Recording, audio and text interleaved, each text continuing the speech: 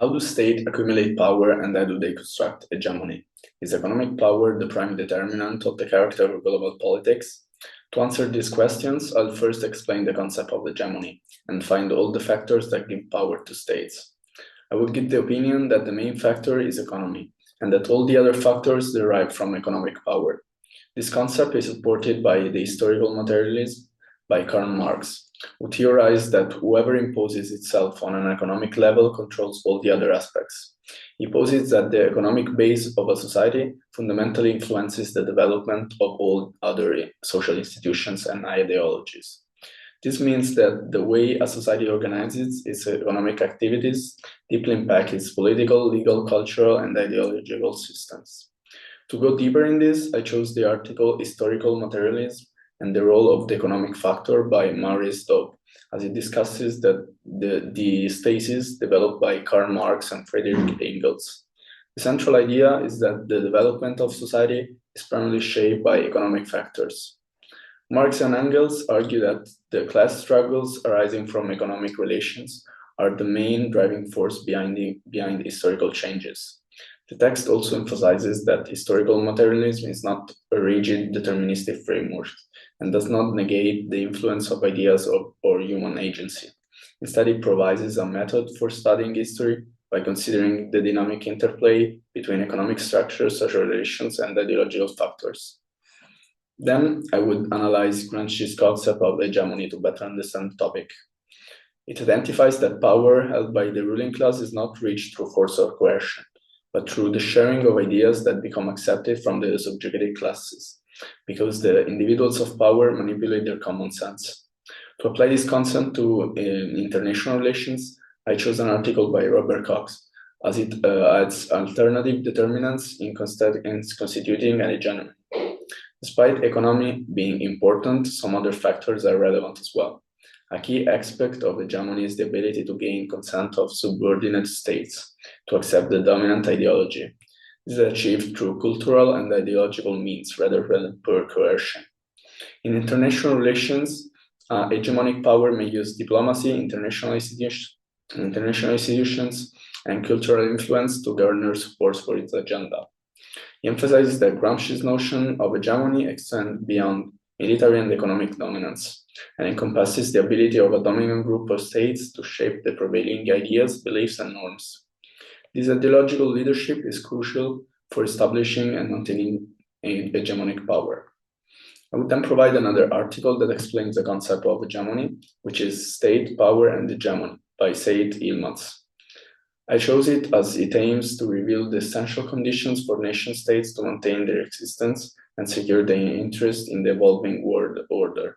And it emphasizes the importance of factors such as controlling global money circulation, military power, and being a center of attraction. Additionally, I will state alternative sources of power such as education, unions, and religions. As Gramsci affirms, hegemony becomes one when it reaches consensus, which can be obtained through these three kinds of institutions that are these three that I mentioned. I would provide the example of the Washington Consensus and analyze it through the lenses of the Gramsci's hegemony. Within a domestic level, these were ideas that the ruling class persuaded the lower class to accept, even though they might be damaging for them. Indeed, they increased inequality and reduced public spending on social programs, which negatively affected access to education, healthcare, and other essential services, particularly for lower income segments of the population.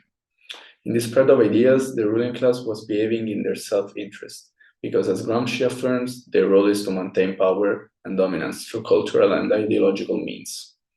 Then, at an international level, beyond the domestic borders, I would explain how USA influenced other states to implement the same neoliberalist policies. Since these states viewed the US as an economic hegemony, they implemented the same set of policy, which reinforces that the thesis that economy is the main factor that constitutes an hegemony. This shows how these policies, driven by economic consideration, shape the power between states.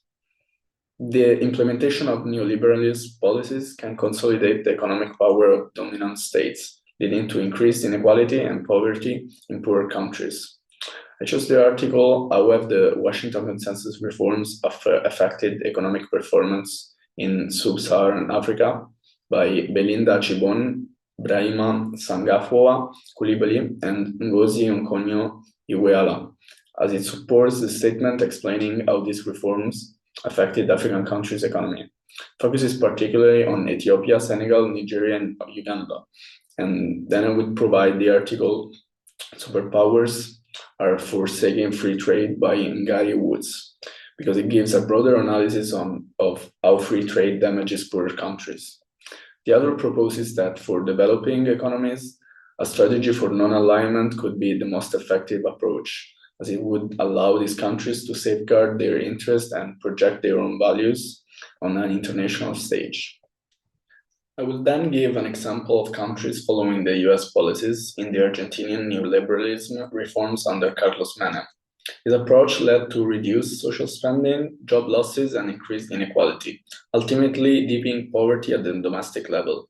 I would relate this case study with Gramsci's views, as these policies were accepted by the citizens, even though they were damaging for them. This is a form of hegemonic manipulation, according to Gramsci. To go through the impacts of these reforms, I chose the article From Social Protections to Vulnerability, Argentina's Neoliberal Reforms of the 1990s by Marta Novik, Miguel Lenigel, and Mariana Sarabia, because it points out that the expected social improvements did not materialize, and instead there was an increase in vulnerability, inequality, and social exclusion. The article also discusses the impact of the reforms on employment, so showing a rise in open unemployment rates over the period, an increase of the foreign debt, and an increase in the gap between rich and poor. To go back to the original question, I will explain that big corporations, through their lobbying efforts, seek to leverage their economic power to influence government policies and decisions. This can include advocating for policies that favor the industry, such as defense contracts, subsidies, tax breaks, or favorable trade conditions. By doing so, these corporations contribute to the accumulation of power, not only in terms of economic influence, but also in shaping the political and strategic direction of the country. We introduce an alternative source of power, which is the military factor. To do this, I will provide the example of the military industry in the US, which influences its foreign policy. To explain how it happens, I chose the article The Defense Industry's Role in Militarizing US Foreign Policy by Shanna Marshall, as it emphasizes that defense industry profits play a strategic role in promoting a militarist foreign policy. These firms finance think tanks, influence research agendas, place their personal key governance positions, and use their regulatory influence to direct investments toward weapons and technologies. The passage argues that this symbolic relationship between the defense industry and the US militaries has led to a state of perpetual war. To break this cycle, the passage suggests nationalizing the military industrial sector in order to separate industry profits from policymaking processes, redirect investments toward civilian applications, increase transparency, and enhance public accountability in matters of wars and peace. I would explain the case study according to Gramsci, as he emphasizes that hegemony is not solely maintained through coercion, but also through culture and ideological leadership. The military industry complex, while rooted in the physical apparatus of defense, also exerts significant cultural and ideological influence. It promotes narratives about national securities, the need for military strength, and the role of the US as a global leader in maintaining peace and stability. I would then provide other example of companies shaping US foreign policy, engaging the article Multinational Corporation and Their Influence Through Lobbying on Foreign Policy by In Song Kim and Ellen Milner. It's relevant as it argues that the unique economic position of MNCs, characterized by economic dominance and large-scale transnational activities, affect their political activities. The economic dominance of MNCs reduces the relative cost of engaging in political activities, while their extensive transnational operations increase the marginal benefits of influencing policymaking individually. To analyze the topic, I engaged the following articles.